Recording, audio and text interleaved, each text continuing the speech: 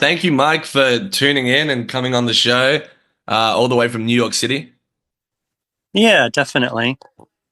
I found out about you through Johnny Ryan. We had him on the show about 2 weeks ago, Oh, and wow. and your name came up, and I went on a Mike Diana deep dive, Awesome. all the way down here in Australia, and yeah, it really blew my mind. Um, I read the first issue of Boiled Angel last week for the first time.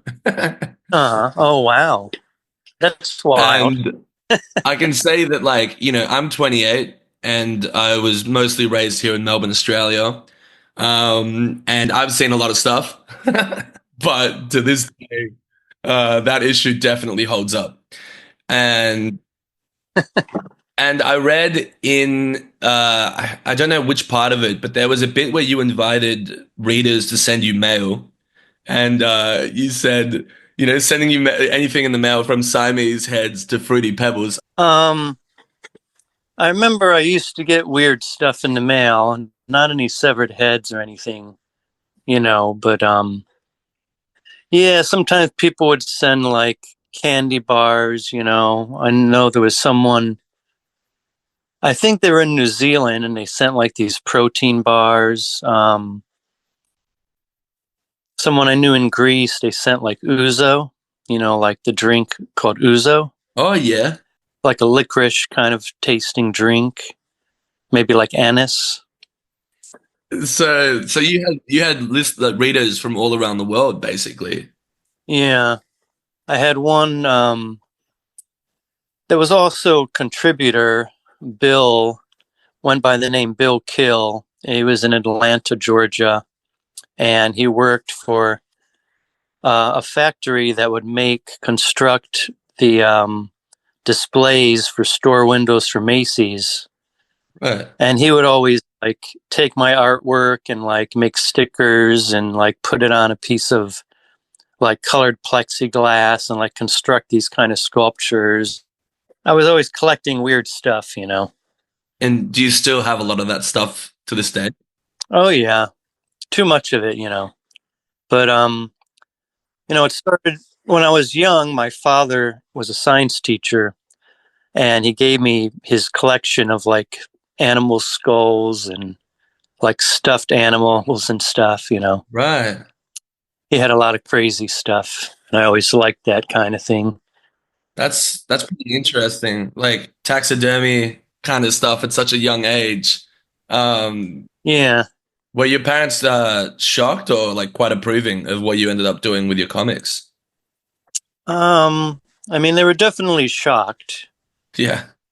My mother was the one that would always like encourage me to do artwork, and she had at a young age, maybe like 8 years old, she put me in an after school art program, and my art always was like stranger than what it seemed like the other students in the class were doing. Like I always wanted to do more like the weird stuff, and like I would look around the room at like everything else, all the assignments the other students were doing, and I wanted to make mine different somehow. I didn't want it to just Yeah. um, be like the rest.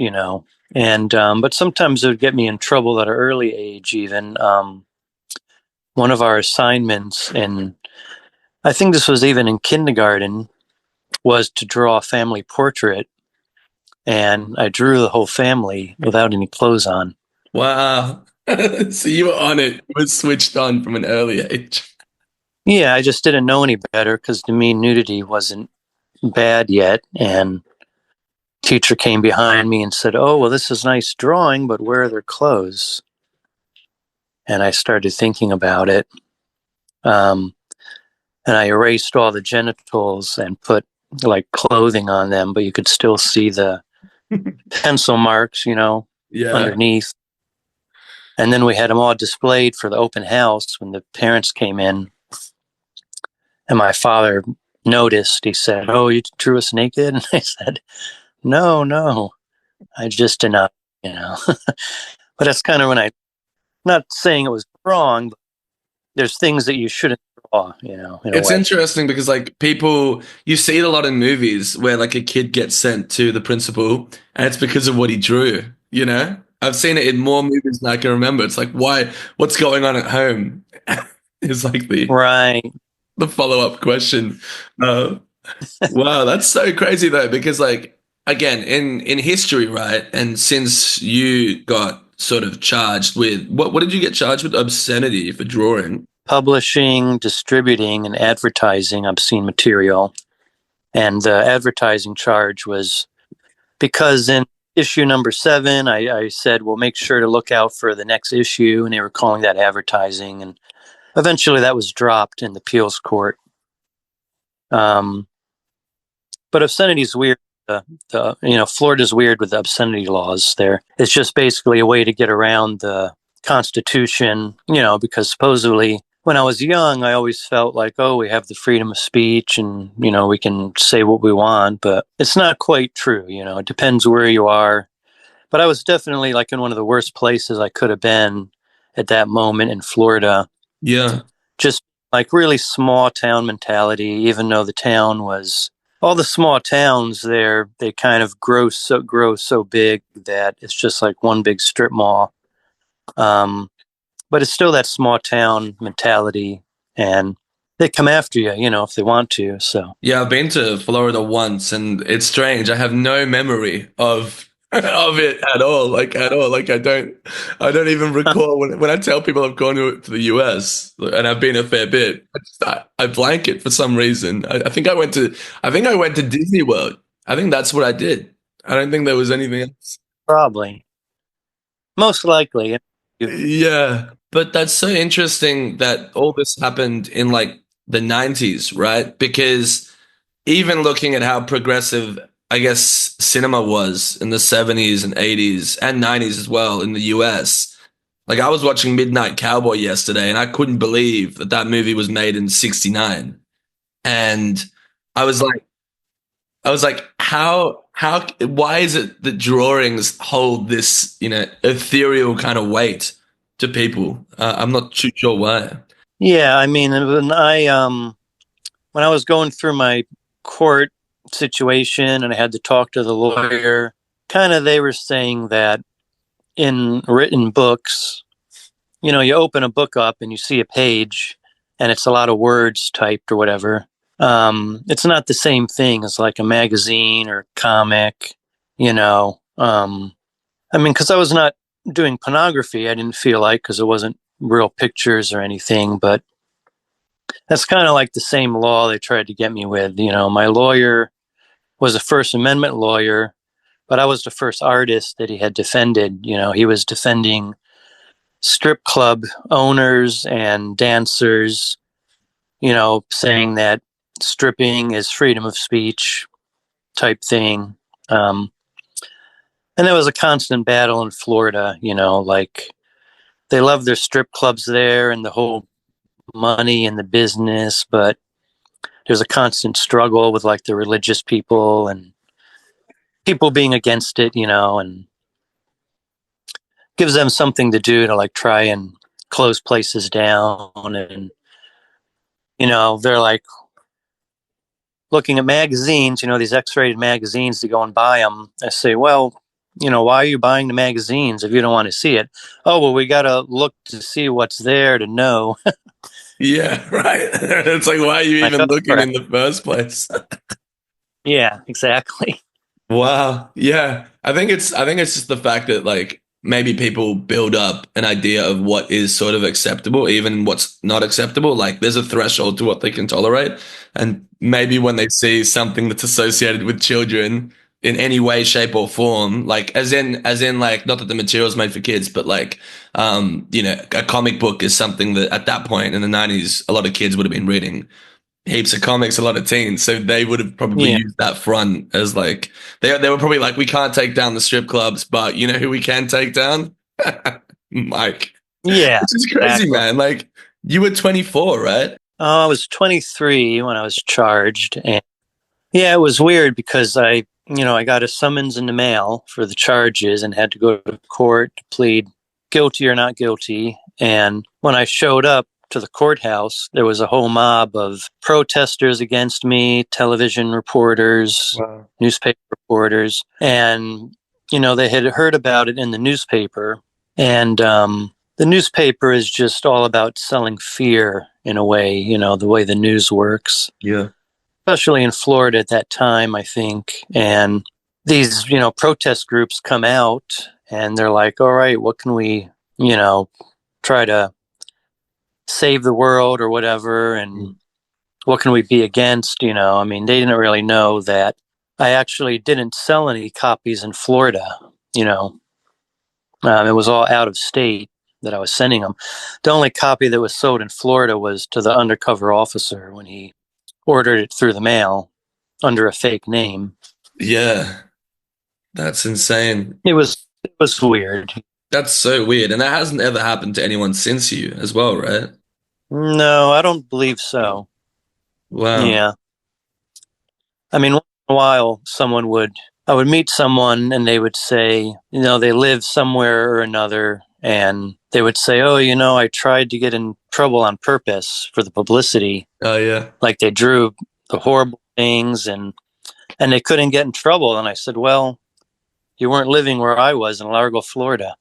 I mean, perhaps I wonder if they moved to that exact town, maybe they would have. Yeah. Yeah. Yeah. Yeah. Especially after there was, they used my case as a precedent to say successful prosecution. Yeah. Because Yeah. I read about, I think it's called the CBLDF board or something like that. And I saw that like Neil Gaiman and Alan Moore and a lot of the big dogs as well, they got involved too in supporting that as well. Yeah. Comic book defense fund. Yeah, which Um, is what came from that, right? Like that your trial would have started that. no, it was already here, but I was the first artist that they helped. It was more like cases of comic book stores getting in trouble for selling adult material. But something that was interesting about the Comic Book Legal Defense Fund. So back when I used to read a magazine called Heavy Metal Illustrated, Yeah. and I could buy that at the newsstand, even though I wasn't 18, they wouldn't ID, even though it was adults only. I saw an issue that was for Kitchen Sink Press to get an underground comic grab bag. And I had heard about underground comics, but I never actually saw any or owned any. So I filled out a slip. I signed my name that I was 18 or over, even though I wasn't. I was 14 at the time. Sent it away to Kitchen Sink Press, and they sent me a package of underground comics, and I started buying it from their catalog, having a collection of underground comics.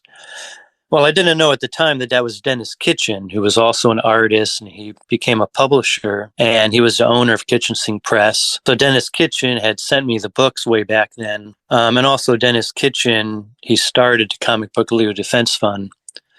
So I kind of had a joke in my mind that, he introduced me to the undergrounds, and then all these years later, he was able to help me get out of trouble. That's wild. That's the yeah, he brought you to that life. Yeah, it Wow. feels like that's what it was. Yeah. That's awesome. I read somewhere, and I don't know if this is true because not everything you read online is true. Probably especially about Mike Diana. But did you interview like actual serial killers for like when you were doing Boiled Angel? Did you go and like actually talk to real people? Um, I didn't go in person, but the way that started was someone wrote to me, Sandra London, who was a publisher, and she did a book called Killer Fiction, it was called. And it was like stories by Gerald Schaefer, who was a serial killer. Wow. And it seemed like they were high school sweethearts, Sandra and Gerald. And he became a police officer, and it turns out he was murdering women and feeding them to the gators in the swamps What? in Florida. And eventually he was caught and put in prison, which was called Stark Prison in Florida. And she said, well, first I asked her if I could republish in Boiled Angel one of the stories that Gerald wrote. And the story kind of was that it was little things that were real life, connected like to his killings, but he wrote it all as fiction. And they actually used some of these stories against him in court. But she said, yeah, you can run in Boiled Angel. So I did. And eventually she gave me Gerald's address in prison. And I started writing to him like a pen pal. And he said, well, do you want to interview me for Boiled Angel? I said, oh, yeah. Well, he said, the only catch is that he's going to interview himself as me. So it's not me asking him questions, because I was going to ask, like, well, how many women did you kill and stuff like that. And he didn't. I think he like maintains his innocence, and he would actually like sue newspapers that would like call him a killer and all this stuff. It was weird the way all that stuff works. He was able to be in jail actually suing people for calling him a killer. Yeah, that's insane. I read about obviously this is not the same, but like there's a very prolific I'm not gonna mention his name because I don't want to get sued, but like a very Right. prolific screenwriter who went to jail for a DUI and he was like at the top of his game and he went to jail. And then I'll mention it here and I'll bleep it, but like I was watching him talk about how he was on Twitter like just talking to people and like, and then Roger Ebert put him on blast, and then the cops put him back into like a higher security prison. So he had that like interactivity from being in the pen and the outside world. But what you're talking about is kind of crazy that like a serial killer would have these like, prejudice kind of notions of like what they can and can't Yeah. say. But, you're a comic book artist. Yeah, Yeah. exactly. So that's crazy. I had no idea that the stories had like that you had actual, I guess, fake and non-fake stories that were Yeah. written by this guy. So he was one of the collaborators. In what issue was he a collaborator? That was number 7. Wow. And then I believe the interview was in number 8, and he was friends with Otis Toole, who was another serial killer. Otis and Henry Lee Lucas would go around killing people together. Okay. And um, he said, well, I know Otis. I can talk to him and do an interview with him for you. So I said, oh, that sounds good. So he was doing the interview with Otis, and I published that, and um, I was writing them letters, and he wanted me to go and visit Otis in jail. He was like, that Yeah. was the idea. Like, well, come and visit us, And I don't feel like I was really ready to make that jump, I No. mean, it's being, Are you ready now? Oh, they're probably dead, right? I don't know if that's ever be ready for that. But to show up at a prison like, oh, I'm here to see a serial killer. I'm just like, well, Yeah. why? And then Jared was he was writing me all these things about when they electrocute people, they have these special diapers you wear because you mess yourself, when Right. you're electrocuted. And so page after page of writings about the diapers and all this stuff, technical stuff. And then he says, there's this woman who's a Black Widow murderess and they're going to execute her. And he says, I can get you a front row seat to see the execution. What the And I'm like, it sounds interesting, but I didn't really have any desire in a way. I mean, maybe I should have, but I was like, I don't know about that, Wow. just that energy and everything. And sitting across from like family members of her victims, who knows what it would be like. But, um, Sandra, she was like dating Jared, like in the jail. They were like sweethearts. Wow. But then what happened was there was the Gainesville student murders, they call them, that Yeah. happened in Gainesville, Florida. And when the detectives first found Boiled Angel number 6, on the cover I had a guy cutting a girl's stomach open and pulling out a baby still connected with an umbilical cord. And just the fact it was like a drawing of murder, they said, well, these 2 detectives, male and female undercover detectives, showed up at my house and they had Boiled Angel number 6 in a briefcase. And they said, well, because of this, you're a suspect in the Gainesville student murders, because they hadn't found out who had killed the people yet. Mm. And that was really how the police found out about me in the beginning. That would have been like 1991, Yeah. or maybe that was even 1990. Um, and, basically I had to give a blood sample to clear my name, they told me, for DNA testing because they were doing a DNA database at the time with the new DNA, technology. Mm. And, but later on, when they caught the killer, who was turned out to be this guy named Danny Rolling, who had killed 8 people, he was in the same prison as Jared. So then Sandra evidently wanted to interview him and they fell in love. And that was like this love triangle in the prison between Sandra and the two serial killers. Yeah, that's insane. And the way you're describing like getting front row seats is like to a baseball game if you're like a celebrity and he's just like friends in high places. Oh my Yeah, God. she'll cook up real good. Or says That's something like so she'll bad. fry up real good. She's got a big fat ass on her. I'm That's like, all right. crazy. That's crazy. That's probably the wildest thing I've fucking heard on this program. Right? And so Jared, he said he knew Ted Bundy because Ted Bundy was also in the same prison. And he's like, but also these guys were kind of like scam artists. I mean, he was always trying to get money from me. And he says that Bundy and Otis too were married. Like they had a fake ceremony. They were married in jail. They were lovers. And he says, well, there's this silly little ring, like a ring you would buy in a gumball machine, mm. like a toy ring. And he said, well, that's the ring that Bundy gave to Otis as a wedding ring. And he wants to sell it. Do I want to buy the ring? And then I started thinking about, well, how do they get these gumball rings in the jail? I mean, is this, I'm going to send him money and then he's going to have someone else send me Yeah, yeah. um, the ring from somewhere else, and there's no way to. I mean, even if it was real, I had my certain limits to what I would impress me, I guess, with the whole serial killer stuff. Yeah. Um, I mean, it would have been nice to have it, but I think he wanted like $1,000, and yeah, it was weird though. That's crazy. He was trying to extort you like a 20-year-old out of just like that money. That's crazy. He's like, well, you can visit Otis Toole. He likes boys. I'm like, Oh my huh. God. And he says, I said, well, I just asked him, well, would Otis, do you think he would attack me if I went to the jail? And he says, oh, no, they keep him really doped up, like on drugs.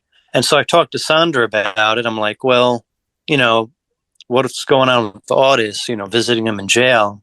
She said she visited Otis once and that she got to the prison and they had Otis totally in like a mask and like totally bound up, like something over his mouth, almost like Hannibal Lecter style. She said she looked into his eyes and could see the sadness of how he was being treated.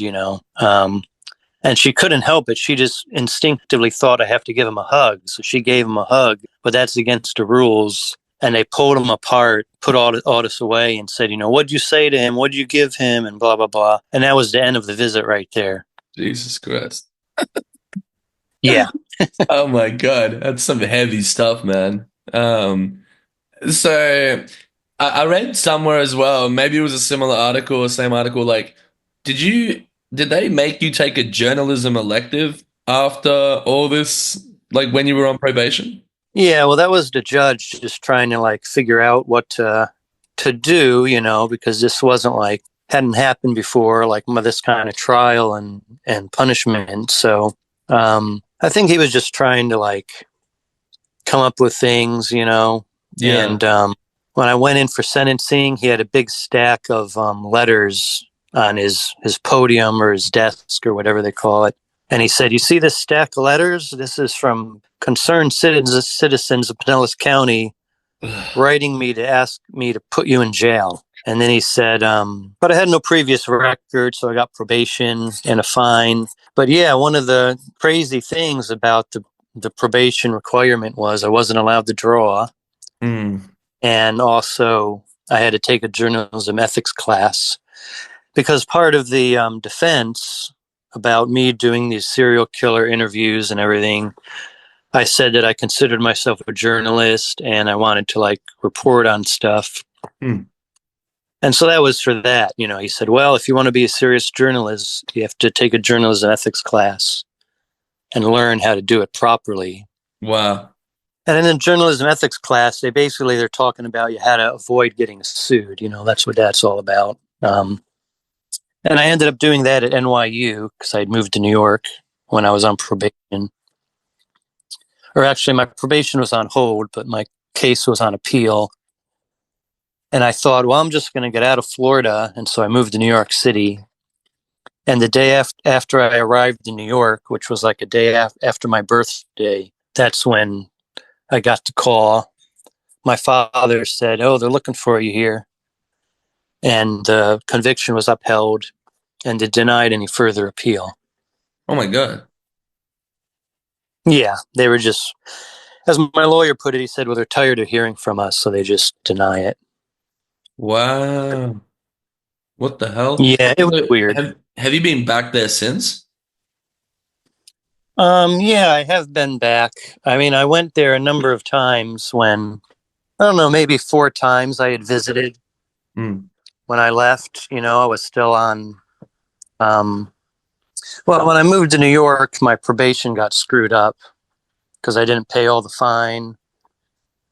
And, so I had to sneak in and out of Florida because I had a warrant for my arrest there. Yeah. And, I had a couple close calls, unfortunately.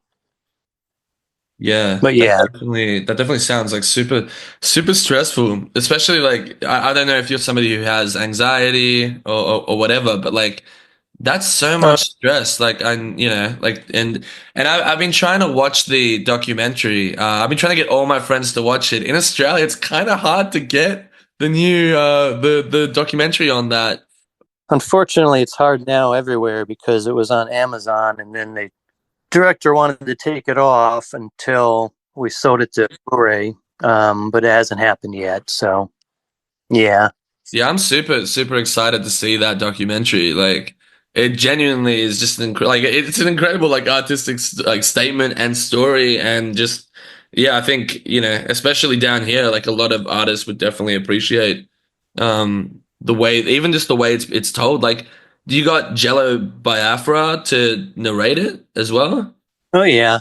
Well, Giallo used to do these spoken word albums, and I was a fan of his, like back in the punk days, like maybe like late 80s.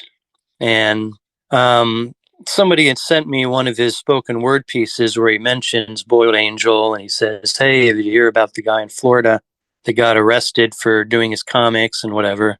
Um, so at one point, like we just had the idea that he'd be a good narrator. And so, I wrote him and he said, well, when he's going to be in New York, so let's go out to eat or whatever. And we started talking and we got along fine. He said, okay, I'll do it for you. Wow. Yeah, that would have been incredible just to be able to chat to him because his in like his involvement in politics as well is like a interesting kind of undercurrent to what you were going through. Like, I mean, he was going to, I don't know what state it was actually. I don't know which state he ran for mayor for, but he almost won, didn't he? Uh, yeah, I'm trying to remember. I can't remember now, but I would see him on talk shows sometime, just talking about censorship and the bans. Yeah, yeah. I mean, I know that was around a similar time where like Zappa also jumped in, just like the comic book defense fund. They had like the music side of that too. We had Zappa, Jello, a Yeah. bunch of other people involved in that too. I was wondering, so going back a little bit, what kind of music were you listening to? Like what kind of music do you like at the moment, actually? Like besides Gigi Allen, obviously. Um, well, I mean, back then I was like listening to old records and stuff because you could get records really cheap, like Black Sabbath. And I had like, my cousins who were in upstate New York, and they were all like metalheads. And so they loved Ozzy and all this stuff. So I would get into that. But then there was ones that I would find on my own. Like I liked old comedy albums, just like jokes and stuff. And I found this one called Blowfly that was always in a comedy section. Ah, yeah. But that's like, you know, early version of like dirty rap songs. Yeah, yeah, yeah, yeah. I know Blowfire. Yeah, so at a young age, I'd be playing Blowfly, blasting it in my room, and my sister would call it porno music, say, "Hey, Mike's listening to porno music again." Um, yeah, I ended up seeing Blowfly perform, like one of his last performances in New York and Brooklyn. Wow. And but yeah, like now, I mean, I listen to a lot of the old music that I used to listen to, um, but also like movie soundtracks and I don't know, like different weird stuff, lots of like kind of weird old music. In Florida, when I was living there, for a while, I got into the death metal music because they had all those bands there. Somehow, Florida like just produces all this death metal, I guess, because of all the oppression. Yeah. And so I'd go to like a house party, and then suddenly Morbid Angel would show up and start playing. Yeah, wow. Just because they were just partying also. And then like, oh, that's the guy from Deicide. And, they were all down there, like everyone kind of knew each other. Um, and then of course the big fight would break out. Like every party, there'd be some fight that would break out. And you hear about it later, like, oh, someone's in the hospital or someone has their jaw broken in 4 places. And it was kind of rough too. And that whole scene back then, which would have been like late 80s and early 90s, there was a lot of skinheads in Florida, like Nazi skinheads, Yeah. and causing trouble at the shows. The police have to show up. Yeah, it was madness. And in my Yeah. car, I had a tape deck player in my car for cassettes. And I liked the Butthole Surfers, Oingo Boingo. Yeah. Pretty much, I would just look for weird punk bands, like things I hadn't heard of, and try to kind of discover stuff on my own. But yeah, I would see a lot of bands back then. There's this band called Fugazi. Yeah, of course, man. I saw them once, and all the bands would charge $20 for a ticket. Fugazi came to town; it was only $5 to get in because they Yep. were like they really wanted people to be able to enjoy their stuff and they weren't so much about just making money, I guess, that was their whole attitude. Um, but also like sometimes I'd go to raves, I had a girlfriend and we'd go to see this band called the Chemical Brothers. Yeah, yeah, yeah. I love how you say it we won't know. That's like one of the biggest bands here. But yeah, no, I mean Fugazi Fugazi basically had that policy where they wouldn't charge more than $5 per show. They wouldn't print merch for a bunch of reasons. Like, yeah, they were great. Like they would practice every day. They're a real like ideological band, and it's awesome. Yeah, definitely. I mean, I had respect for that, and um, I met Marilyn Manson, the band. They weren't quite as famous yet at the Yeah. time. They invited me to a show to do a poster for them. And there was another band called Jack Off Jill. And I guess Jack Off Jill and Marilyn Manson both had gotten arrested in Jacksonville, Florida for obscenity. Wow. And so I showed up in St. Petersburg and brought my Boiled Angel zines to give to them. Um, and I was like, well, good luck with your obscenity cases. Another one that always would get in trouble was Gore. Yeah. They had a big bloody theatrical kind of show. And I mean, authorities in Florida just hate that stuff. They have such contempt towards like the kids trying to have fun. I Yeah. don't know. It's kind of weird, like against the youth, you know. Yeah. Yeah. I can only really think of parallels to in my life with I guess like I'm Jewish, but I went to a Catholic school for 2 years, and that was like a very big you can't do this, you can't do that kind of vibe going on there. Yeah. But in terms of the culture of, I mean, look, we had lockdowns, and you know that how you said before that like you were anxious about drawing, because you might get caught drawing. Well, it wasn't to do with drawing, but meeting up with friends to create music and art had that feeling because we were all in lockdown for 2 years, and you were scared of like the cops showing up and catching you with a group of people and not doing the right thing, um, Oh wow. Right. and all that stuff. But definitely, yeah, it got me so bad that like even long after the lockdowns, I was doing a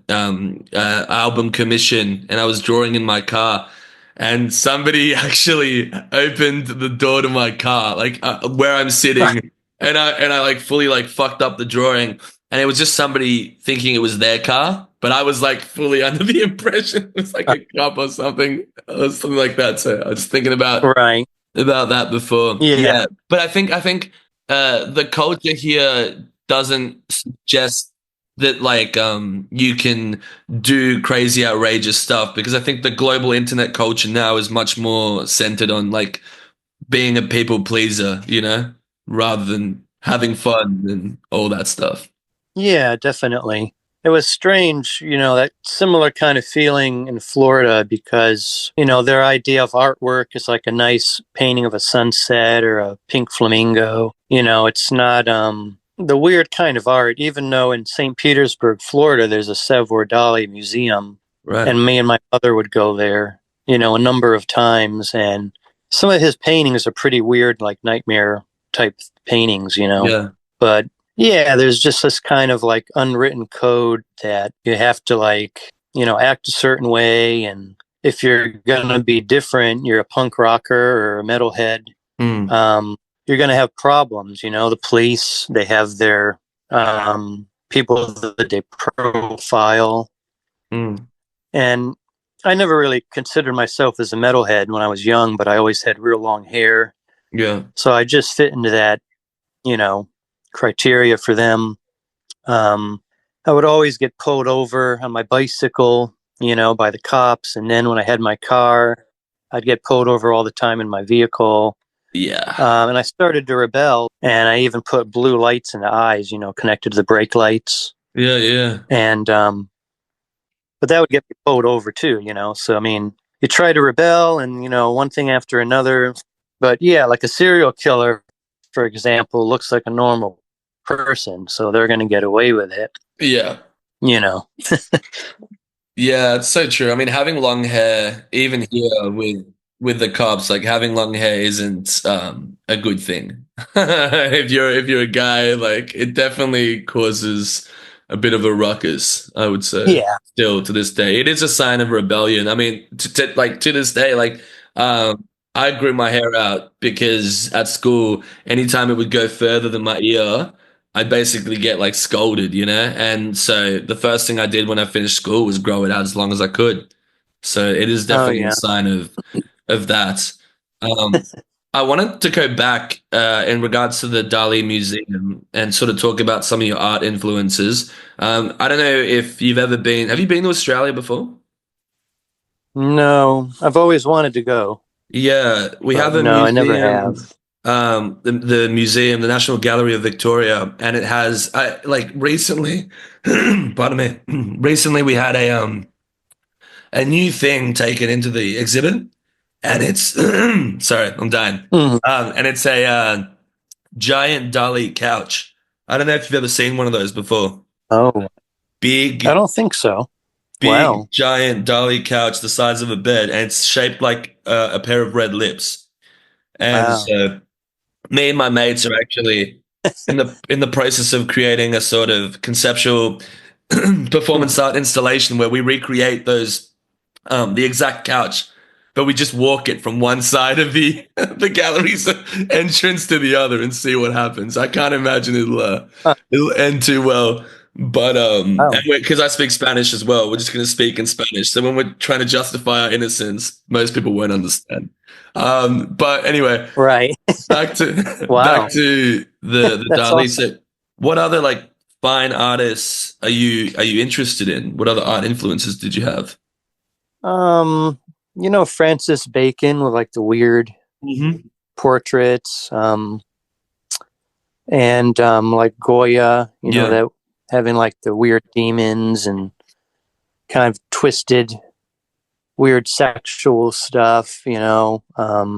Well, I used to be forced. Me and my brother and sister were all forced to go to a Catholic, like not school, but like a Sunday school. After church, we'd go to this kind of class, mhm, and they would have books about the devil, and yeah, I liked all those old like woodcuts or engravings, like the demons and stuff, and yeah, anything that looked like old and ancient that was kind of strange. I mean, there was lots of religious ones that were just like kind of morbid. Um, I mean, even depictions of Jesus on the cross, like, you know, yeah, all bloody and tortured, like the ultimate S&M freak. And I'm just like, wow. So it's kind of weird to me. And of course, I like the underground artists, I was fans of them, comic books. If even going to like thrift store, like maybe just amateur artist and whatever, like mm, kind of clown paintings that looked weird, yeah. I'd collect kind of stuff. Yeah, I was thinking before about when you said clown paintings, like it's funny, man. You say that I can only think of one clown artist, and it's a serial killer. You know what I mean? Yeah. And I'm just like, and I know that I just remember that I'm pretty sure that John Wayne Gacy and Johnny Depp or somebody like used to send each other, correspondence and stuff too. I don't know what for. There is a movie. I'm trying to remember which one it was called, but a movie about Gacy when he was in prison, and one of his fans through the mail came to visit him, and basically the guards in the prison helped Gacy to be alone with this person that was visiting him, and Gacy supposedly attacked the person, So, I mean, maybe that stuff was still going on even when he was in prison, which was just like kind of interesting idea for the film. Yeah, wow, Um, that's a movie. There's a movie about his time in prison. yeah, I'd have to look it up to remember like which one it was. The actor Yeah, played Gacy. It's probably like an early '90s film. yeah, wow, that's insane. Um, Yeah. yeah, wow. Before we finish up, I wanted to talk about you have a new release, don't you? Killer Bands? Oh yeah, that one. That one just came out, and that was a book idea from. It's called Black House Record, Yeah. and they said that they were doing art books and a book of like band art. So all the stuff together Mm, that I had done for bands in the past, and but yeah, it's a nice book. I have like um, record covers and CD covers, but also like T-shirt designs about the bands, but also other subjects, even commissions that I had done for people over time. Some of them really hadn't been seen besides the releases. yeah, You know, now it's nice to have them all in one book. Iron Monkey is one of them because I did a fold-out CD poster for Iron Monkey, cool. and that one, I remember, I believe it was 1998 after I moved to New York. And, I always do a pencil sketches for approval. And they said that the requirement was that the front cover of the CD has to not be too over the top graphic because they wanted to get into the Kmart stores, the albums to be in the Kmarts. But when you open the CD and you fold the poster out, the graphic stuff can be on the other parts of the other panels. So you have like 6 panels. And I believe they said something about a monkey crucified. So I said, oh, I can do that. And did a pencil sketch of a monkey crucified, and sent it to them. and there was no penis in it because I guess I was trying to hold back a little for some reason, and they wrote their comment to say, "Oh, it looks great, except like, where's the big dick?" That's great. I know there's been lots of like ingenious ways to get your, get not yours, but like get people's art, which is more like expletive into Kmart's. And Hmm. I think Jane's Addiction is like a pretty notable one, which was the first record I ever bought. Nothing's Shocking with the two naked girls at the front. And I think Oh yeah. when they sold it in Kmart, I think it just had like a paper bag over the top. I think that was like the go-to for a lot of for some artists, just to be like, we're not changing it, you know. Yeah. I think actually even something like The Strokes did that as well because they had the more like S&M kind of thing going on with the Hmm. black glove, and then they replaced it with an image of a subatomic particle, some shit like that. I remember that now. Yeah. Yeah, so it's really interesting thinking about how like how especially not just with visual art but through music and other stuff. It's like how do I get away with pushing the envelope in a way that nobody even realizes that I have pushed the envelope before. Yeah. Exactly.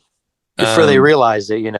before they realize it, and like I'm obviously I mean I'm part of a band. The band's quite like I guess it's not R rated, let's say MA rated Hmm. kind of band. And we push the envelope in certain ways, but not the traditional kind of ways. But I actually started an anonymous, well, I shouldn't say that on this project, but an anonymous project that uses samples of Uh, like people vomiting and like crazy stuff, and trying to find a way to make it so you don't know what's actually happening on the record.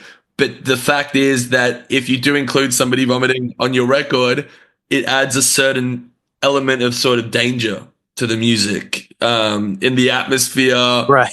and so on and so forth. So it makes you wonder, like, how many people are out there slowly sneaking in. I always talk about Cy Twombly, if you know the artist, and he's always been known to draw, dicks and put them into his artworks. Even though galleries love his stuff too. So there It you sounds go. familiar. I'll have to look into that. Yeah, big controversial artist in the art scene because he did scribbles, Um, Wow. very, very like popular. Like I think John Waters, his favorite artist is Cy Twombly as well. So Oh that's wow. pretty cool. And he's also, a huge provocateur, like Pink Flamingos is one of the wildest movies. To this day, that movie is absolutely disgusting. Um, Yeah. but yeah, but Yeah, those films also influenced me at an early age just to like have a feeling of like, you can just do whatever, they don't have to play by certain rules all the yeah. time. Yeah, it's interesting you mentioned as well before, like Oingo Boingo. I never remember the name of the movie, but there's one movie that I watched with. I have like an art house cinema club, and I would just rent out this place, and we'd watch the double feature, and we'd watch like El Topo or like Holy Mountain, and then we'd watch. I don't know if it's called Forbidden Planet or Forbidden Zone, but it's the one with Danny Elfman's brother. Do you know what I'm talking about? Like the black and white. Yeah, Forbidden Zone. Yeah. Yeah, and that's also like for me like a huge movie that just pushed the envelope with what you can and can't do in cinema. I was like, to this day, like I don't think many people walked out of that in 2023 when I watched it very happy, but I was just like, wow, what the fuck? Right. But yeah, I think there is something to offending the average person that is like, yeah, that is quite beautiful. And it can be done tastefully and also untastefully as well. Um, but I think a reaction is crucial. And I was listening to a lot of Rick Rubin, and the idea that you can show a demo to somebody and they might like it, they might hate it, they'll give their opinion, but you need to be okay with your art being divisive because that's what art is, you know? Yeah. Yeah, definitely. Yeah. But You yeah, know, anyway, I was always a fan of like weird stuff, you know. So, I mean, felt gravitated towards that Yeah. and just, you know, wanted to keep doing like pushing the envelope or whatever they would call it. Do you have any upcoming releases that you want to sort of plug on the show? I always wanted to tell the story in my own words, you know, like about me growing up and what influenced me and dealing with the courts. Yeah. So we can expect like a. So we can expect. Sorry, I was cutting out all over the place. Almost like the courts are trying to censor this conversation on Zoom. But what I picked up from that was that. So you're going to do an autobiographical comic of your life, basically growing up and stuff. Yeah. Yeah, I think so. Experiences in Florida and kind of what shaped me, you know, good and bad ways together. Um, and of course, the court battles, you know. I mean, because when it was happening, it was very stressful and everything. And because I was like always a very shy person, you know, and even though I had this extreme material and I wanted to get some attention for it, I didn't want attention from the wrong people, you know. More like it was nice to hear from people that enjoyed the work or even some that didn't like it. You know, I would send them out and some people would write back and say, you know, didn't have good words. Maybe it was just too extreme for them, you know. But of course, nothing like the law in Florida, you know, which really was a bad thing. Because I feel like they just want to destroy people, you know, Yeah. and, you know, they use their position of power. And really, it's like an abuse of police power, you know, um, going after certain people. And, you know, well, you remember Pee Wee Herman, Yeah. he got arrested in a theater in Florida, which was Seminole, Florida, which is right next door to Largo, pretty much where I was living. And I used to drive by this giant warehouse, which was converted into a porno theater. And that's where they got Pee Wee because he was visiting his parents in Florida and he saw a theater and he figured he'd go in there and masturbate. And how is he to know you're not allowed to masturbate to a porno movie in a porno theater, you know? And they're just to be happened to be undercover police. So they got him, you know. Yeah, I remember hearing about that actually, and after that, you didn't really hear about him anymore. You know, that was kind of, I mean, rest in peace. Like he passed away recently, but like Yeah, that was, I think, the end of any Pee Wee Herman reruns in Australia, as far as I'm concerned. If they even showed him here, you know. that was like early cancel stuff, you know. Yeah, that was on the very beginning of that kind of movement. He might have been the first. Who's to say? Damn, that's Yeah, horrible. There really is that distinction between not liking someone's art and then going after them and destroying them as a human. And it's such a clear distinction and such a horrible thing. Horrible, like horrible thing. People just can't reason. yeah. I mean, that's how it felt like with me because the prosecutor, you know, was saying that they had an expert witness for the prosecution, Dr. Sidney Mer, who was a psychiatrist, and he was there explaining how Boiled Angel was material for serial killers. You know, this is entertainment. Normal people aren't going to see this stuff. It's just like for murderers, and that it would actually turn someone normal into a serial killer after seeing it. Um, and even though they had caught the Gainesville student murderer right before my trial started, they had caught that guy. You know, they had gotten my blood sample before. Mm, The prosecutor kept bringing the fact up that I was a suspect in murders and this and that. Um, yeah. really just selling the fear. Yeah. So I felt like that was unfair, but there was a lot of unfair stuff about it. And kind of like I was born in upstate New York in a town called Geneva, and we moved to Florida when I was 8 years old. And I just kind of didn't like Florida for a long time. I mean, I still don't like it, but I would say by like, you know, when I first moved to Florida, it was fun going to the beach all the time. And my cousins lived in Florida. Mm, but it's like a depressing place, you know? So as a Yeah. teenager and onward, I really grew to hate Florida and that weight of that stuff in Florida, you know, like the religious side, really like trying to dictate everything. And like I was saying, I had a lot of police harassment when I was young. So for the artwork, I just automatically said, well, there's no way I'm going to plead guilty. You know, I'm going to fight this till the end. Yeah. And that was like the only thing. Yeah. But that's the way it goes, you know. I don't usually go in. I was thinking of going into this. I spoke to somebody yesterday from LA, and I was thinking of going into this with them. But I think it's probably more appropriate with you. So, with religious organizations that are against what you do, right? Do you know what exactly?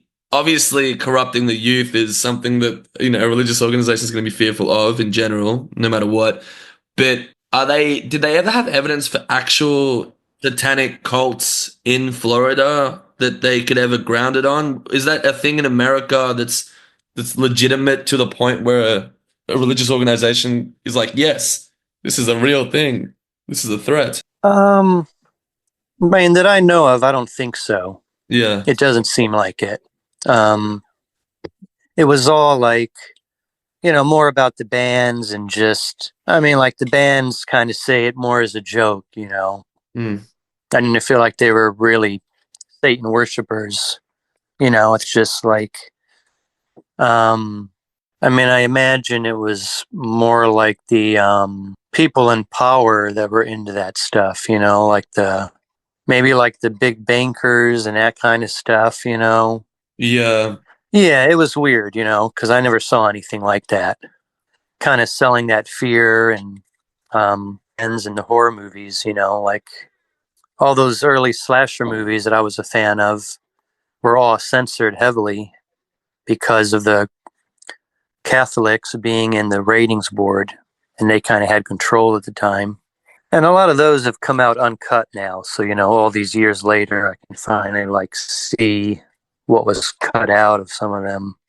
Because yeah, if you have a slasher movie but you cut the gore out, you kind of don't have No, anything. you have like a You comedy. just have the boring.